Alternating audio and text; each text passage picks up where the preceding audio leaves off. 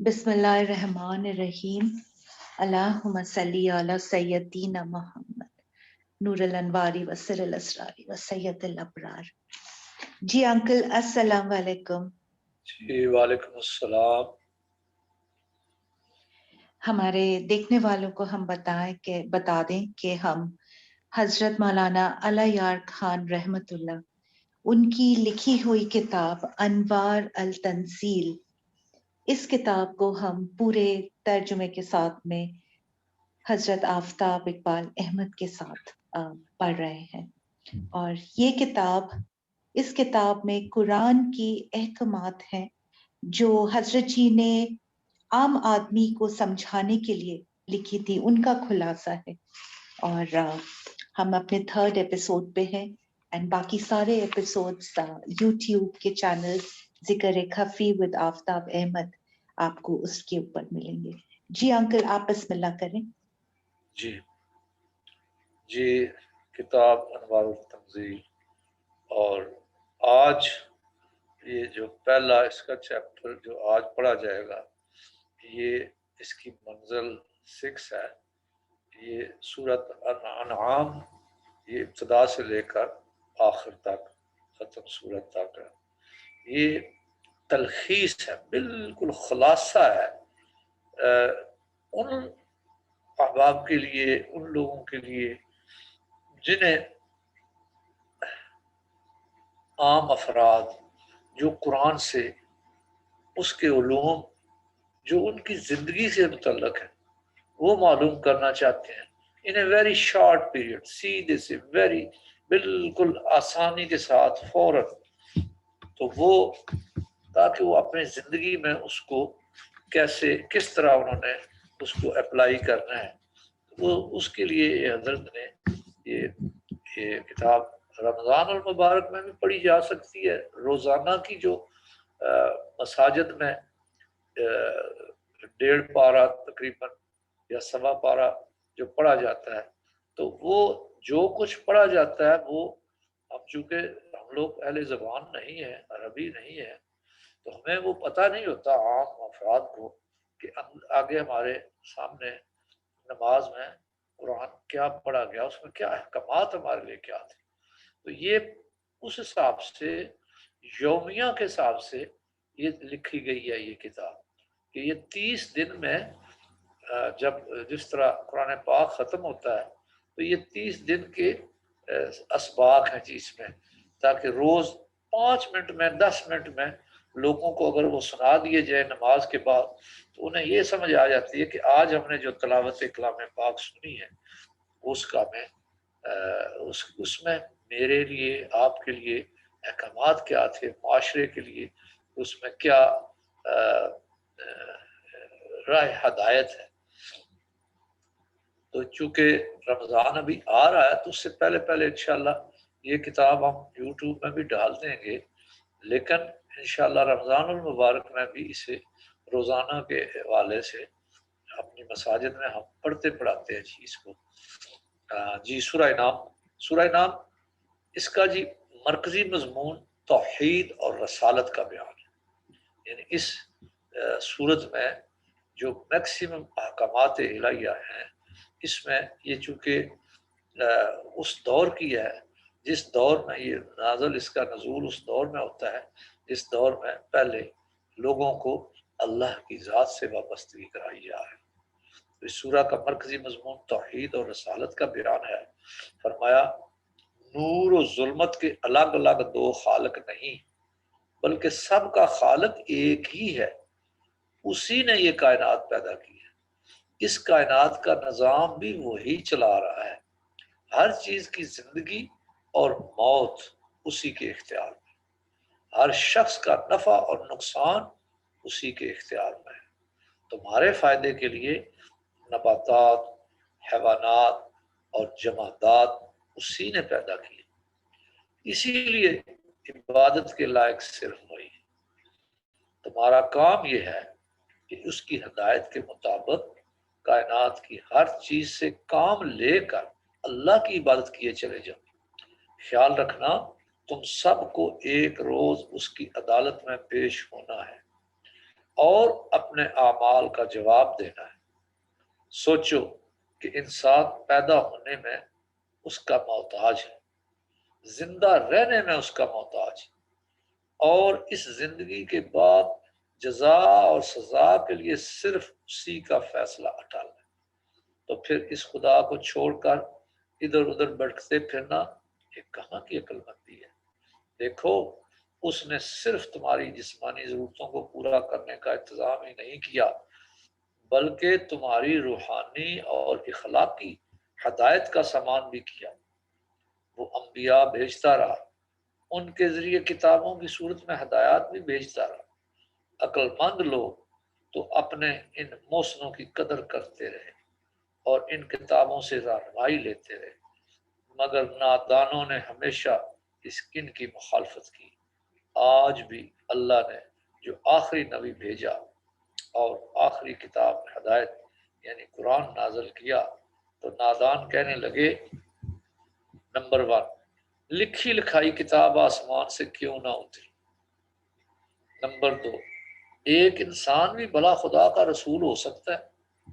Number 3، کوئی فرشتہ آتا اور اعلان کرتا کہ خدا نے یہ رسول بھیجا ہے؟ نمبر 4، کتاب کی تعلیم عجب ہے، تمہیں مر کے بھی جی اٹھنا ہے اور خدا کے سامنے حاضر ہونا ہے، بھلا کوئی مر کے بھی زندہ ہوا ہے؟ یہ سب باتیں دراصل کام نہ کرنے کے بہانے ہیں۔ قرآن کی دعوت تو حق ہے، مگر اس دعوت کو قبول کرنے میں 3 قسم کی رکاوٹیں ہیں جو لوگ خود کھڑی کرتے ہیں۔ اب آپ دیکھا آپ نے کہ اس میں یہ 4 قسم کے یہ سوالات ہے اس آیات میں۔ اللہ پاک نے اس وقت کے لوگوں نے جو اللہ کے نبی کے پیغام کو نہ سمجھ سکے، اللہ کے نبی کی عظمت کو نہ جان سکے، تو ان کو یہ اس طرح کے الٹے الٹے آگے سے سوال کرتے تھے، یہ کیا بات ہے، تھوڑا تھوڑا یہ روز 1-2 آیتیں آ جاتی ہیں آپ کے پاس، یہ حکم ہے، یہ سارا ایک دفعہ کیوں نہیں لکھا لکھایا پرنٹڈ یا لکھی لکھائی کو ہاتھ سے کتاب ہی کیوں نہیں اترائی؟ پھر کیا انسان وہ اس میں تھا نا کہ یہ ما حاضر رسول ہے، یہ کیسا رسول ہے کہ یا کلون کما تاکلون، جس طرح تم کھاتے ہو اس طرح یہ بھی کھانا کھاتا ہے، یمشون فی الاسواق، یہ بھی بازار میں جاتا ہے۔ تو یعنی ان کا یہ خیال تھا کہ اگر یہ اللہ کا رسول ہے تو یہ تو باقی انسانوں سے کوئی علیحدہ سے کوئی اس کی بود و باش کا اہتمام ہونا چاہیے تھا، اس کا پروٹوکول ڈیفرنٹ ہونا چاہیے تھا، اس کے آگے پیچھے فرشتے ہونے چاہیے تھے۔ یعنی ان کو دنیا میں جس طرح دنیا داروں کی وہ کر و فار دیکھتے تھے، تو ان کا خیال تھا کہ نبی کا بھی اسی طرح کار و فار ہونا چاہیے۔ اور آج یہی دیکھو عجیب بات ہے کہ آج ہمارے پیشوا، روحانی پیشوا بھی اور مذہبی پیشوا بھی وہی شکلیں اختیار کر رہے ہیں۔ آپ ان کے ذرا قافلے دیکھو، کلاشنکوف آگے بھی چل رہی ہوتی ہے، پیچھے بھی چل رہی ہوتی ہے، ایک گاڑی آگے ہوتی ہے، ایک گاڑی پیچھے ہوتی ہے، اور بڑی بڑی گاڑیاں ان میں سفر ہو رہے ہوتے ہیں۔ یہ اپنا کاروبار کیوں بناتے ہیں؟ اس لیے کہ ان کا خیال ہے کہ ہم بہت اللہ والے ہیں، تو اللہ والوں کو بہت کاروبار سے رہنا چاہیے۔ حالانکہ یہ بات تو اس طرح کی باتیں تو ان جاہلوں نے بھی کی تھی جو نبی کریم صلی اللہ علیہ وسلم کے سامنے بیٹھے، جو مخاطب تھے قرآن کے، انہوں نے بھی یہی غلطیاں کی تھی، یہی ان کی بھی سوچ تھی۔ آج آپ ذرا ان علماء کو دیکھیں، پیر حضرات کو دیکھیں، ان کے کیا کرو فار ہیں جی، ان کو ملنا دشوار ہے جی کام آدمی۔ آقا انعامدار صلی اللہ علیہ وسلم کی زندگی، اسی لیے قرآن میں اللہ نے فرمایا لَقَدْ كَانَ لَكُمْ رَسُولُ اللَّهِ أُسْوَةٌ حَسَنَةٌ، جاؤ رسول اللہ صلی اللہ علیہ وسلم کی، یہ قیامت تک کے لیے، یہ قرآن کی آیات قیامت تک کے لیے، اور یہ قیامت تک کے لیے اللہ پاک نے انسانوں کو دعوت کیا، جاؤ میرے نبی صلی اللہ علیہ وسلم کی آیات طیبہ کو دیکھو، میرے نبی کی زندگی کو دیکھو، اس کی کائنات کا امام الانبیاء، بعد از خدا بزرگ تو یہ قصہ مختصر، جا کر اپنے نبی صلی اللہ علیہ وسلم کا بستر مبارک دیکھو، جاؤ میرے نبی صلی اللہ علیہ وسلم کا رہن رہائش دیکھو، جس کے گھر میں چولہے میں 3 مہینے آگ نہیں جلتی تھی، یہاں 10 کھانے ایک وقت میں پیر صاحب کے، مولوی صاحب کے، اور جو جتنے اپنے آپ کو سمجھتے ہیں کہ ہم بڑے اللہ کے قریب ہیں، ان کے جا کے دسترخوان دیکھو، اللہ تعالیٰ معاف کرے، ان کے کرو فار ان کی زندگیوں کے دیکھو، یہاں سے پتہ چلتا ہے کہ ان کا اللہ سے کتنا تعلق ہے، انہیں اپنا یہاں کی زندگی کتنی عزیز ہے، اس کے اندر یہ ان کا پروٹوکول جو ہے۔ پھر میں اپنے سلسلے کے لوگوں کو یہ بتا دوں کہ یہ شیخ اللہ یار خان رحمۃ اللہ علیہ یہ اس سلسلے کے مجتہد بھی ہیں، مجد بھی ہیں، اور قیامت تک اس سلسلے کی انشاءاللہ کمان بھی انہوں نے اپنے ہاتھ میں رکھی ہے۔ جس طرح حضور کی زندگی دیکھنے کے لائق تھی، اس طرح اللہ یار خان رحمۃ اللہ علیہ کی زندگی کو ہم نے قریب سے دیکھا، ہم نے ان کے وہ گھر دیکھے ہیں، کچے گھر دیکھے، ہم نے ان کے وہ لباس، وہ ان کا پہناوے، وہ ان کے کھانے پینے کا انداز، ان کے سارا زندگی کا جو نظام تھا، سٹائل تھا، اس میں جا کر دیکھو کیا چیز نظر آتی۔ اگر اس سلسلے کی کوئی برکات ہے تو وہ حضرت اللہ یار خان رحمۃ اللہ علیہ کے سینے سے چلتی ہے۔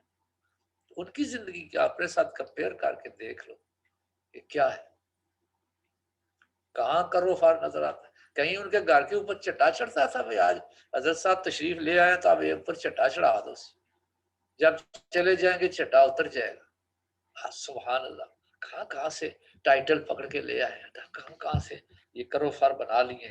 اللہ تعالیٰ سمجھ دے۔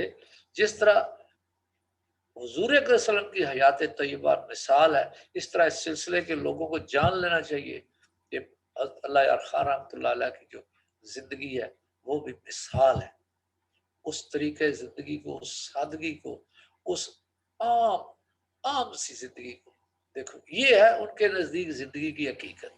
وہ جانتے تھے کہ یہ زندگی کوئی رتی بھر اس قابل نہیں ہے کہ اس کی طرف آنکھ اٹھا کر بھی دیکھا جائے، لیکن جنہیں یہی زندگی عزیز ہے پھر وہ اس کے سنوارنے میں لگے ہوئے، کیا کرو فار بناتے ہیں صرف اس لیے کہ اس زندگی کی مزے انجوائے کریں اس زندگی۔ تو یاد رکھیں اللہ والوں کا نہ حضور اکرم صلی اللہ علیہ وسلم کے پاس ایسا کوئی شے ملتی ہے، نہ یہاں ایسی ملتی ہے۔ یہ پھر آگے حضرت لکھتے ہیں کہ 3 قسم کی رکاوٹیں ہیں جو ان لوگوں کو دعوت کے قبول کرنے میں آتی تھی، جو حضور صلی اللہ علیہ وسلم کے سامنے یعنی جن کو خطاب حضور صلی اللہ علیہ وسلم کرتے تھے، اور خطاب جو کرتے تھے وہ قرآن ہوتا تھا، اللہ کی کلام تھی، زبان اقدس صلی اللہ علیہ وسلم تھی، باتیں ان کو سمجھ آتی تھی۔ تو اس کی وجہ لکھی ہے۔ پہلی وجہ یہ کہ حجاب طبع یعنی آوارہ مزاج لوگوں کی طبیعت ان پابندیوں کو قبول کرنے سے گھبراتی ہے۔ مگر سوچو کہ ہر تعمیری کام کے لیے کچھ پابندیاں قبول کرنا ہی پڑتی ہیں۔ ہاں، پاگل اور دیوانے کسی پابندی سے آشنا نہیں ہوتے، یعنی یہ پاگل پن اور دیوانوں کی نشانی ہوتی ہے کہ وہ کسی پابندی کے اندر رہنا نہیں چاہتے، باقی سارے قانون کے پابند رہے اور وہ قانون سے بالا تر رہے۔ یہ پاگلوں کی اور دیوانوں کی یہ سوچ ہے۔ نمبر 2، حجاب رسم و رواج کو چھوڑنا انسان مشکل سے قبول کرتا ہے، اور قرآن تو تمام بری اور غیر انسانی رسموں کو مٹانے کے لیے ہے۔ نمبر 3، اور آپ دیکھ لیں آج بھی میں اور آپ جس معاشرے میں رہتے ہیں، اس معاشرے میں رسم و رواج کو کچھ چھوڑنے کے لیے تیار، بڑے بڑے نیک نمازی حاجی پرہیزگار، جب رسم و رواج کی بات آتی ہے تو جو جاہل انسان رسم و رواج اختیار کرتا ہے، جو بے دین رسم و رواج اختیار کرتا ہے، وہی رسم و رواج اس دیندار کے گھر میں بھی اسی طرح وہ اوبے کی جا رہی ہوتی ہے۔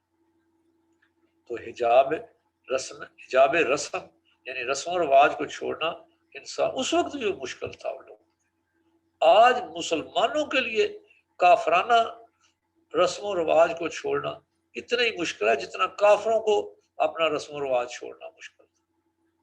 जाए तमाम लोगों की जिंदगियों में देख लें, हर घर के अंदर देख लें, शादी ब्याह में क्या हो रहा होता, सब सब के सब काफराना अदाएं वो पूरी तरह से अपनाई जाती हैं। और हमारी खवातीन वो तो बढ़ बढ़ के वो जो उन्होंने इंडियन फिल्मों में देखी हुई होती हैं वो 100% उसको कॉपी करना, वो अपनी इंतहाई अहमियत की हमल अपने आप के लिए समझती हैं कि अगर ये आज हमने ये रसूमात और रवाज ना मुकम्मल किए तो ये तो शादी सारी बेकार हो जाएगी। और उसके बाद जूतियों में जो दाल बांट रही होती है वो फिर कोई नहीं देखता उसको, अशर क्या हो रहा होता। तो अल्लाह ताला इससे हमें अक्ल और सोच दे।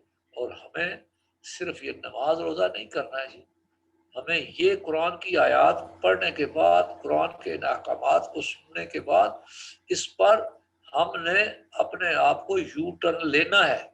इसलिए ये पढ़ते पढ़ाते हैं। और अगर ये पढ़ पढ़ा के छोड़ देना है तो ये बनी इसराइल करते रहे हैं पहले ये काम, तो जो बनी इसराइल ने किया वही हम अगर करेंगे तो नताइज हमारे उनसे मुख्तलिफ नहीं होंगे। याद रखें, ये ऐसा नहीं होगा। उनके लिए भी फरमाया था अफतुमिनून बिबादिल किताब व तकफुरून बिबाद, कुरान ने यही कहा था, क्या तुम किताब की कुछ चीजों को तो ओबे कर लेते हो और कुछ चीजों को छोड़ देते हो। तो हिजाब सूए मार्फत, अब अगली तीसरी जो रीजन है जो इनको हक को कबूल नहीं करने देती और बातिल पर डटे रहने का कहती है, तो हिजाब सूए मार्फत, इंसान अपनी नाकस अकल पर एतमाद करे, अकल कहे कि दीन गलत है तो इंसान इस गलत फैसले को कबूल कर ले। अकल नाकस के बजाय वही इलाही पर एतमाद हो तो कुरान की तालीम और दावत कबूल करे। तो मतलब है अकल नाकस जो है ना, मतलब है उसको ना मानो, इस वही को मानो। अकल के मुकाबले में वही जो है इसको छोड़ देना और अकल की उबे कर लेना, अकल का ये बिल्कुल याद रखें। हमारे यहाँ कुरान पाक में एक बड़ी मजेदार एक बात की अल्लाह पाक ने सीधी सीधी,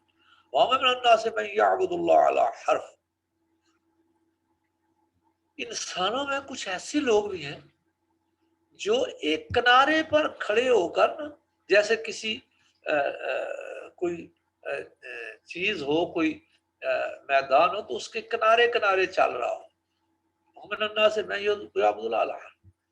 साबत हो, अगर अगर तो उसको आसानियां मिलती जाए तो फिर चलता रहता है खुशी से दीन पर। वह इन साबत तो मुसीबत, कोई मुसीबत आ जाए फौरन वो ना वो किनारे पर होता है ना, दूसरी तरफ पैर कर लेता है कि मैं इधर नहीं हूँ भाई, मैं दीनदारों में से नहीं हूँ, मैं इधर, मैं थोड़ा दुनिया भी है जी मेरे साथ जी, मैं ये दुनिया भी मैंने रखनी है।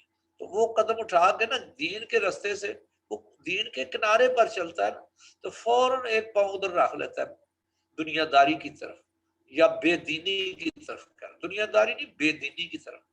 तो जब देखता है कि दीनदारी में जरा जरा कोई आजमाइश आ जाएगी, जरा मुश्किल पेश आ जाएगी, जरा मुखालफत हो जाएगी, तो फौरन कदम उठा के बेदीनी की तरफ आ जाते हैं। ये अजीब अल्लाह ताला ने ना इंसान को ये हमें सिखाई। तो हम हकीकत ये है कि हम एक किनारे पर रहकर दीनदार रहना चाहते हैं, मुश्किल आए तो फौरन उठा के बेदीनी की तरफ कदम रख लें। तो ये है वो हिजाबात सूए मार्फत इसे कहते हैं। आगे फरमाया कि बहरहाल नबी का काम तो दावत देते रहना है, रुकावटें हजारों, पहले भी लोग इनकार करते रहे और अल्लाह उन्हें मोहलत देता है। जब उन्होंने इस मोहलत से फायदा न उठाया, अय्याशियों में मगन रहे, तो अचानक अजाब इलाही आया और वो लोग नेस्त तो नाबूद हो गए और उनकी दौलत, उनकी हुकूमत और उनकी जमीयत, कोई चीज भी उन्हें खुदा के अजाब से ना बचा सके। ऐ नबी सल्लल्लाहु अलैहि वसल्लम, आप हमारा पैगाम पहुंचाते रहें। जो लोग इखलास के साथ आपके पास आए, खा वो दुनवी एतबार से कम दर्जे के हों, उन्हें अपने पार से दूर ना कीजिए। यानी खा वो गरीब हो, मिस्कीन हो, لیکن اللہ کی اطاعت کرنے والے ہیں تو اللہ فرما رہا ہے میرے نبی صلی اللہ علیہ وسلم انہیں اپنے سینے کے ساتھ لگائیے، ان لوگوں کو۔ یہ جو بڑے بڑے پینچ ہیں، جو بڑے بڑے کرو فار والے لوگ ہیں، ان کو کوئی بات نہیں، اگر دین کی طرف نہیں آتے تو ان کو دور ہی رہنے دیں، کوئی بات نہیں۔ آپ وہ، اور یاد رکھیں ہمیشہ دین، غریب لوگوں نے ہمیشہ دین کو قبول کیا پہلے، سب سے پہلے۔ یہ عمرا نے کبھی بھی دین پہلے قبول نہیں کیا، آگے بڑھ گیا، یہ ہسٹری یہی بتاتی ہے۔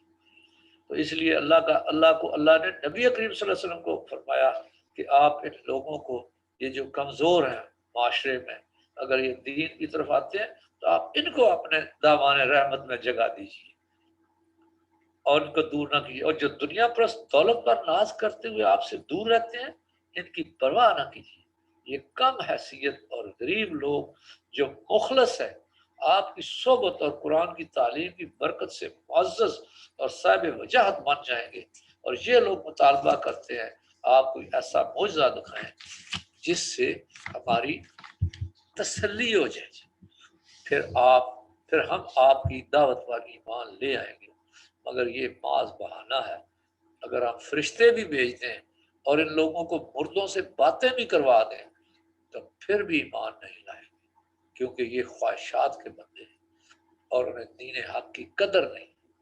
حالانکہ دین حق کی تعلیمات تو بڑی سادہ اور نہایت مفید ہے۔ مثلا اللہ کے حقوق ادا کرو، کسی کو اس کا شریک نہ ٹھہراؤ، مخلوق کے حقوق ادا کرو، کسی کے ساتھ زیادتی نہ کرو، تنگ دستی یا معیار زندگی کے گر جانے کے ڈر سے اولاد کو قتل نہ کرو، رزق اس کے ذمے ہے جس نے پیدا کیا ہے، یتیم کا مال نہ کھاؤ، ہر معاملے میں عدل و انصاف سے کام لو، عہد کی پابندی کرو، نبی کریم صلی اللہ علیہ وسلم کی سیرت کا نمونہ اپنے سامنے رکھو۔ دیکھو کیسی عمدہ، سادہ اور مفید تعلیم ہے۔ بس سیدھی ہی راہ یہی ہے، اللہ سے رشتہ جوڑو اور وہ کام کرو جن سے اللہ راضی ہو، اپنا منصب پہچانو اور اللہ کے بندے بن جاؤ۔ وہ سب کو ہے تسلیم کہ معبود وہی ہے، کم ہے جو سمجھتے ہیں کہ مقصود وہی ہے۔ تو یہ سورہ انعام کا خلاصہ تھا۔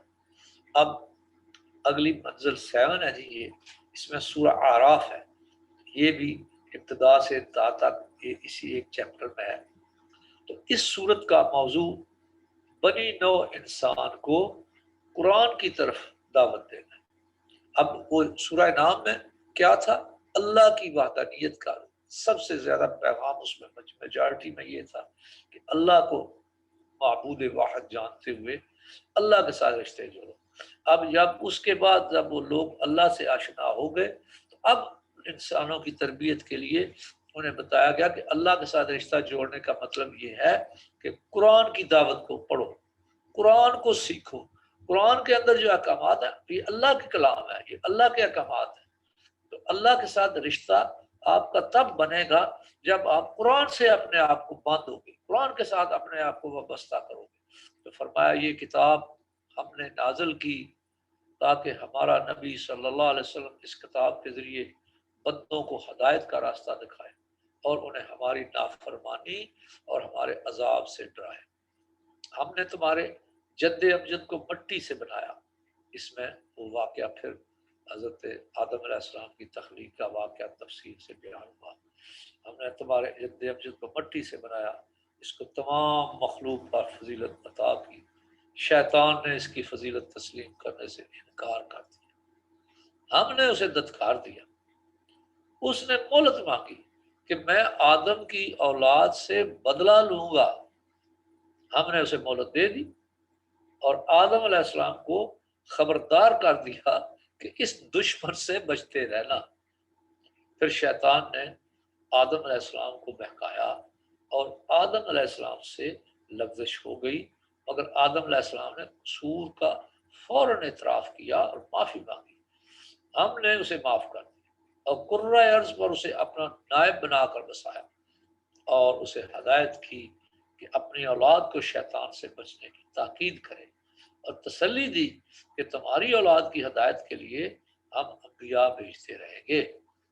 دیکھو ہم ہی نے تمہیں پیدا کیا، تمہاری جسمانی اور روحانی ضروریات کو پورا کرنے کا انتظام کیا، تمہارا آرام اور زینت کے لیے طرح طرح کی چیزیں بنائیں، تمہیں اجازت دی کہ ہماری ہدایت کے مطابق ان چیزوں سے فائدہ اٹھاؤ۔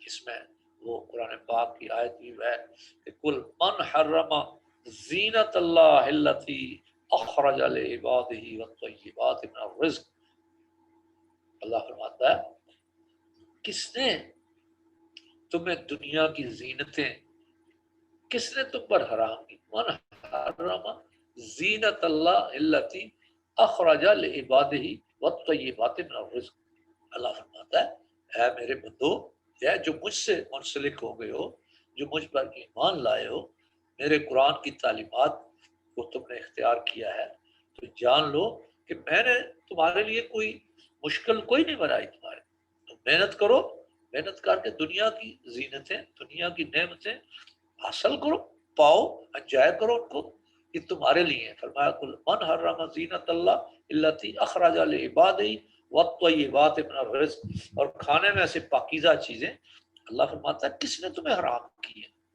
کل ہے للذین آمنوا، فرمایا یہ تو میں نے پیدا ہی مومنوں کے لیے کی تھی، لیکن میں نے اپنی ربوبیت کو چونکہ سب پر رکھا، سب کے لیے میں ہی رب ہوں، تو اس لیے میں نے جو میرا نافرمان ہے اس سے روکا نہیں دنیا کی زینتوں کو پانے میں، اسے بھی اجازت دے دی، وہ بھی محنت کرے اور وہ بھی لے لے، وہ بھی حاصل کرے اور انجوائے کرے، لیکن اصل میں بنائی میں نے دنیا کی زینتیں اپنے بندوں کے لیے، کل ہی للذین آمنوا، یہ تو میں نے ایمان والوں کے لیے بنائی تھی۔ اچھا پھر فرمایا چلو اس دنیا میں تو یہ بھی انجوائے کر لے، یہ بھی کھا پی لے، کافر بھی اس کو حاصل کرے اور کھائے، باقیوں کے لیے نیچرل وے رکھا اس کے لیے کہ وہ بھی اس کو حاصل کر سکتا ہے، لیکن خالصۃ یوم القیامہ، قیامت کے بعد کوئی دنیا کی جس طرح یہاں کی زینتیں اور لذتیں ہیں، فرمایا قیامت کے بعد کافر کو کوئی لذت زندگی نہیں ملے گی قطعاً، یہ خالصۃ یوم القیامہ، قیامت کے بعد جو ہے نا یہ خالصتاً ایمان والوں ہی کو صرف وہ نعمتیں، وہ احسانات و انعامات جو ملیں گے وہ صرف ایمان کے سبب ملیں گے۔ ایمان اگر نہیں ہوگا تو وہ اس چیز کو بھول جائے کہ اس کو وہاں پر کوئی اس طرح کی نعمتیں، یہاں جس طرح کافر و مومن کوئی بھی محنت کرے اور اپنی نعمتوں کو پائے، دنیاوی لذتوں کو پائے، دنیاوی زینتوں کو حاصل کر لے، وہاں فرمایا نہیں ہوگی بالکل۔ تو اس میں فرمایا یہ مہلت دے دی اور آدم کو خبردار کر دیا کہ اس دشمن سے بچتے رہنا، اور اس کے بعد دیکھو ہم نے تمہیں پیدا کیا، تمہاری جسمانی روحانی ضروریات کو پورا کرنے کا انتظام کیا، تمہارے آرام اور زینت کے لیے طرح طرح کی چیزیں بنائیں، تمہیں اجازت دی کہ ہماری ہدایت کے مطابق ان چیزوں سے فائدہ اٹھاؤ، ہاں شرک اور نافرمانی سے بچنا۔ پھر ہم نے یہ بتایا کہ یہ زندگی محض کھیل تماشا نہیں، بڑی ذمہ داری ہے، ہم تمہارے اعمال کا حساب لیں گے، فرما برداروں کو انعام اور نافرمانوں کو سزا دیں گے، اس لیے اس مہلت سے فائدہ اٹھاؤ۔ یعنی یہ زندگی تمہاری ارننگ کی زندگی ہے، یہ زندگی تمہاری، یہ جیسے نبی کریم صلی اللہ علیہ وسلم نے فرمایا یہ دنیا مزرعۃ الآخرہ، آخرت کی کھیتی ہے، یہ وقت تمہیں دیا گیا کہ اس کھیتی کو اگاؤ اور اتنا اگاؤ، اتنا سرسبز کر لو کہ جب ادھر جاؤ تو یہ کھیتی ساری تمہیں کام آئے۔ لیکن اگر تم نے یہاں کی لا میں گزار دیا وقت اور وہاں کے لیے کچھ نہ کمایا اور وہاں کے لیے کچھ نہ بھیجا آگے، تو پھر یہ تمہاری اپنی بدبختی ہوگی اور پھر تمہیں وہاں کچھ نہ مل سکے۔ تو فرمایا ہماری ہدایت کے مطابق ان چیزوں سے فائدہ اٹھاؤ، شرک اور نافرمانی سے بچنا۔ پھر ہم نے بتایا کہ یہ زندگی محض کھیل تماشا نہیں، بڑی ذمہ داری ہے، تمہارے اعمال کا حساب لیں گے، فرمان برداروں کو انعام اور نافرمانوں کو سزا دیں گے، اس لیے اس مہلت سے فائدہ اٹھاؤ، پھر یہ موقع نہیں ملے گا۔ فائدہ اٹھانے کا ایک ہی طریقہ ہے کہ اللہ کے بندے بن کر رہو، بندوں کے خدا بن کر رہنے کی حماقت نہ کرو۔ یہ جو بندوں کے اوپر خدا بننے کا جذبہ ہے نا، یہ اصل میں انسان کو تباہ و بربادی کی طرف لے جاتا۔ تو ہم نے اولاد آدم کی ہدایت کے لیے اپنے نبی نوح علیہ السلام کو بھیجا، اس کی قوم کے لیڈر اس کا مذاق اڑانے لگے۔ ہم نے ایک عظیم سیلاب کے ذریعے اس قوم کو تباہ کر دیا۔ پھر ہم نے ہود علیہ السلام کو بھیجا، ان کی قوم کے سردار اقتدار کے نشے میں حضرت ہود کی مخالفت کرنے لگے۔ ہم نے ایک تند و تیز آندھی سے اس قوم کو تباہ کر دیا۔ پھر ہمارے نبی صالح آئے، پھر شعیب علیہ السلام آئے، سرداران قوم ان کی مخالفت میں پیش رہے، ان کا بھی یہی حشر ہوا۔ پھر ہم نے موسیٰ علیہ السلام کو بھیجا۔ فرعون خدائی کے نشے میں مست تھا۔ سرداران قوم نے کہا کہ یہ شخص اقتدار کا بھوکا ہے، جادوگر ہے، جادو کے زور پر فرعون کی حکومت کا تختہ اڑنا چاہتا ہے۔ چنانچہ انہوں نے حضرت موسیٰ علیہ السلام کی دعوت کو ٹھکرا دیا۔ ہم نے فرعون کو اس کے لشکر سمیت دریا میں غرق کر دیا، اور اسی دریا سے موسیٰ علیہ السلام کی قوم بنی اسرائیل کو پار اتارا، مگر بنی اسرائیل نے بھی اپنے موسم سے وفا نہ کی۔ حضرت موسیٰ علیہ السلام کی نافرمانی کی، انہیں تنگ کیا، حتیٰ کہ بالکل اکڑ گئے، اور وہ بھی ہمارے عذاب کی لپیٹ میں آ گئے۔ ان قوموں کی تباہی کا سبب یہ تھا کہ انہوں نے توحید کا انکار کیا، انبیاء کی مخالفت کی، ان کو ایذائیں دی، اللہ کے باغیوں کے پیرو وفادار اور اطاعت شار بن کر رہنا پسند کیا۔ اے امت محمدیہ صلی اللہ علیہ وسلم، اس خطرے سے خبردار رہنا۔ یہ سارا ہمیں پچھلے واقعات اس لیے بتائے گئے کہ تم نہ ویسا کرنا جیسے ان لوگوں نے کیا۔ اے نبی صلی اللہ علیہ وسلم، تو یہ جو قرآن پڑھنا ہوتا ہے نا جی، اس کا مطلب یہ ہے کہ جب ہم یہ ساروں کے حالات پڑھیں تو ہماری عقل کام کرے، اور ہم اپنے آپ کو اس طریقے پر لے آئیں جہاں محمد رسول اللہ صلی اللہ علیہ وسلم کی اتباع پر ہم آ جائیں، ہمارے خاندان اس اتباع پر آ جائے، ہمارے طریقہ زندگی اس طرح بن جائے، ہمارا اس محنت کا سارا مرکز اس اصول اور ضابطے پر بن جائے جو حضور اکرم صلی اللہ علیہ وسلم نے جس طرح لوگوں کو سکھایا، اس طرح بن جائے تاکہ ہم آخرت میں کامیاب ہو جائیں۔ یہ ہے قرآن پڑھنے اور سیکھنے کا مطلب۔ اگر قرآن پڑھ کے جی میں نے اتنے سپارے روز پڑھ لیے، پڑھنے کا مطلب نہیں ہے یہ۔ پڑھنے کا مطلب ہے جو کچھ اس میں اللہ نے آپ کو بات کی، جو میسج دیا ہے، اس میسج کو اپنے قلب و ذہن میں بٹھاؤ اور اس کے مطابق اپنی زندگی میں تبدیلیاں لاؤ۔ یہ ہوتا ہے قرآن پڑھنے کا مقصد۔ تو اے نبی صلی اللہ علیہ وسلم، آپ بنی اسرائیل کو قرآن کی طرف دعوت دیں۔ یہ اس حقیقت سے واقف ہے کہ اللہ نے موسیٰ کو نبی بنا کر بھیجا تھا، انہیں کتاب تورات دی تھی۔ عیسیٰ نبی بھی کتاب ہدایت لے کر آئے تھے، اسی لیے نبی کا آنا اور کتاب لانا ان کے لیے ایک جانی پہچانی حقیقت ہے۔ مگر یہ توقع نہ رکھیں کہ سارے اہل کتاب آپ کی دعوت واری مان لائیں گے۔ یہ قوم اپنے نبیوں کے ساتھ ہمیشہ بے وفائی اور بدعہدی کرتی رہی، ان کو ستایا، شکوے کرتے رہے، سازشیں کرتے رہے، ان کے قتل کے درپے رہے، مگر اس کے باوجود آپ کا کام تو دعوت دینا ہے۔ جو لوگ آپ کی دعوت پر کام نہ دھریں، توحید کو چھوڑ کر خواہشات کی پیروی میں غرق رہیں، وہ تو حیوانوں سے بھی بدتر ہے۔ حیوان اپنا فرض تو ادا کرتے ہیں، مفید اور مضر میں تمیز بھی کسی حد تک کرتے ہیں، مگر جو انسان ہو کر بھلے برے میں تمیز نہ کرے وہ انسان نہیں۔ اہل کتاب کی اس طویل غفلت اور بدعنوانی کی اصل وجہ یہ ہے کہ یہ قیامت کی بعض پرس کے قائل ہی نہیں رہے، بلکہ ان کی شوخی کا عالم یہ ہے کہ جب آپ قیامت کی بعض پرس کا تذکرہ کرتے ہیں تو یہ لوگ آزرائے تنزیہ پوچھتے ہیں کہ قیامت کب آئے گی۔ حالانکہ آپ کا کام قیامت کی تاریخ بتانا نہیں ہے، بلکہ ہدایت اور کامیابی کی راہ دکھانا ہے۔ شرک واقعی انسان کے اخلاق کو تباہ کر دیتا ہے، اور شرک تو ہے ہی میری حماقت، بھلا جو خود محتاج ہو وہ دوسروں کا کیا سنوارے گا۔ اے بنی نو انسان، شرک سے توبہ کرو، تقوی اختیار کرو، اللہ کا قرب حاصل کرو، قرآن پڑھو، سنو، سمجھو اور اس پر عمل کرو۔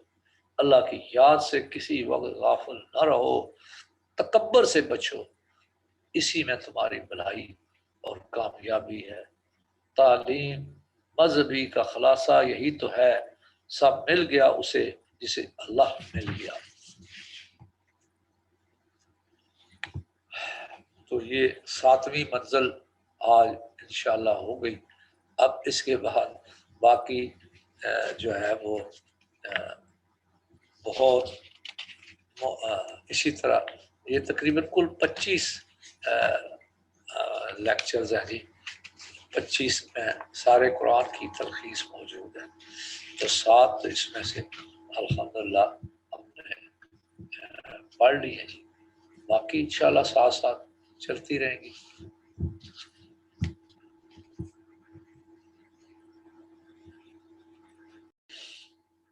جی آپ بسم اللہ کریں۔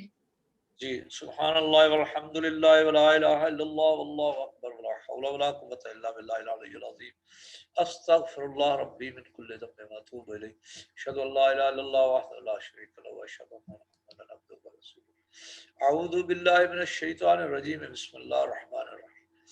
اللہ اللہ اللہ، قلب پہلا لطیف۔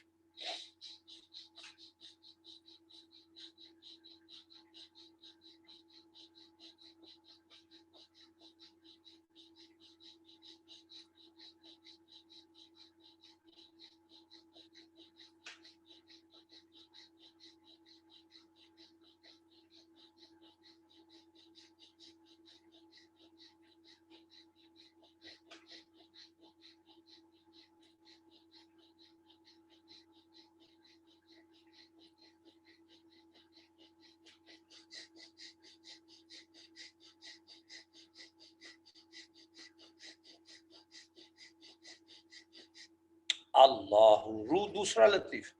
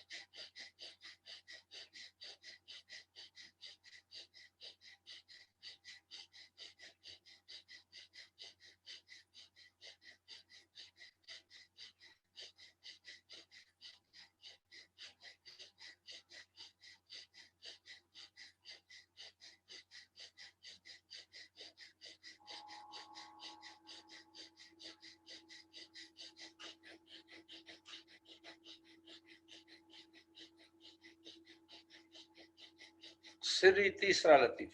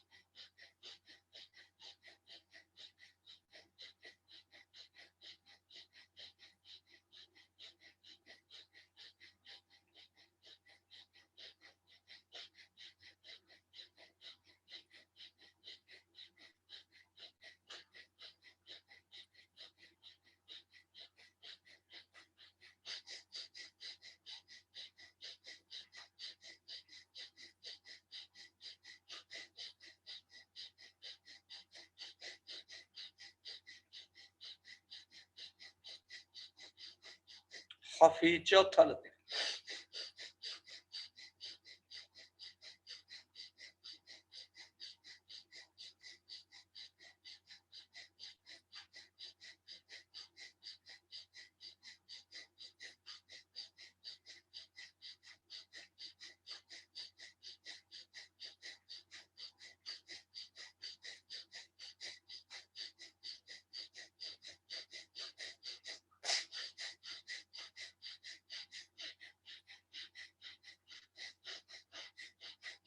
اخفا پانچواں لطیف۔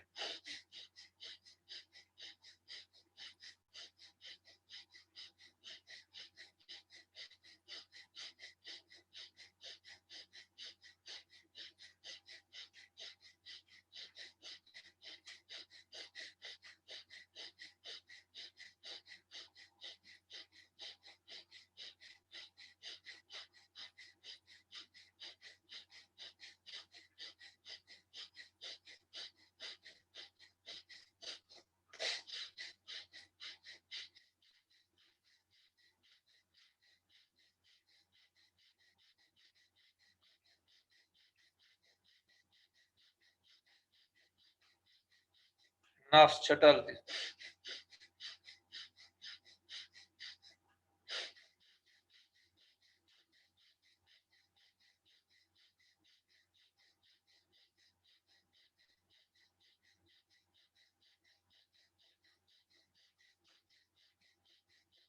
سلطان الاذکار ساتواں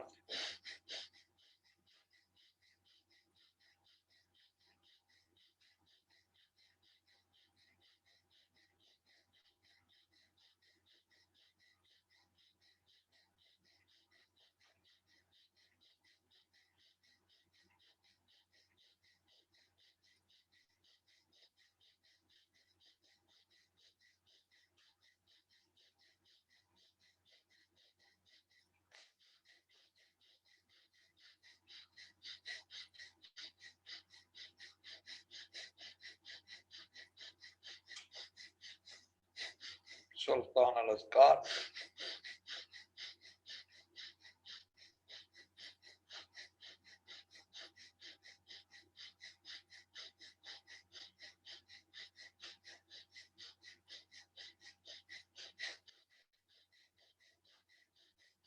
قلب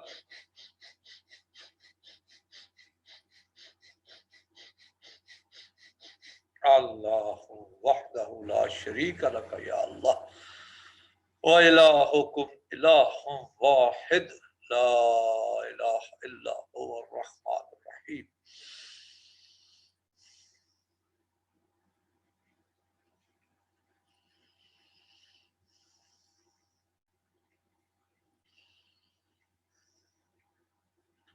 معیت اللہ حاضری اللہ ناظری اللہ معی وَهُوَ مَعَكُمْ أَيْنَمَا كُنْتُمْ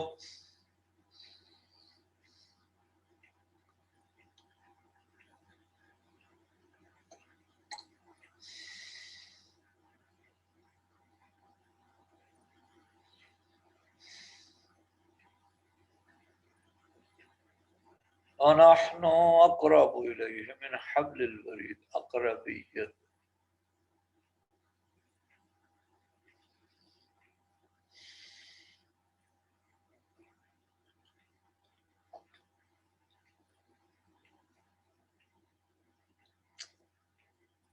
الحمد للہ رب العالمین والعاقبۃ للمتقین والصلاۃ والسلام علی رسول الکریم ربنا آتنا فی الدنیا حسنۃ وفی الآخرۃ حسنۃ وقنا عذاب النار اللهم انا نسألك ایمانا کاملا ویقینا صادقا ورزقا واسعا وقلبا خاشعا ولسانا ذاکرا ورزقا حلالا طیبا وتوبة نصوحا وتوبة قبل الموت وراحة عند الموت ومغفرة ورحمة بعد الموت والعفو عند الحساب والفوز بالجنة والنجاة من النار برحمتك يا عزيز يا غفار يا رب زدنا علما والحقنا بالصالحين اللهم اغفر لنا ولوالدينا ولإخواننا ولمشايخنا ولأستاذنا ولجميع المؤمنين والمؤمنات والمسلمين والمسلمات الأحياء منهم والأموات إنك سميع قريب مجيب الدعوات یا قاضی الحاجات اقضِ حاجاتنا یا رافع الدرجات ارفع درجاتنا یا شافع الامراض اشف مرضانا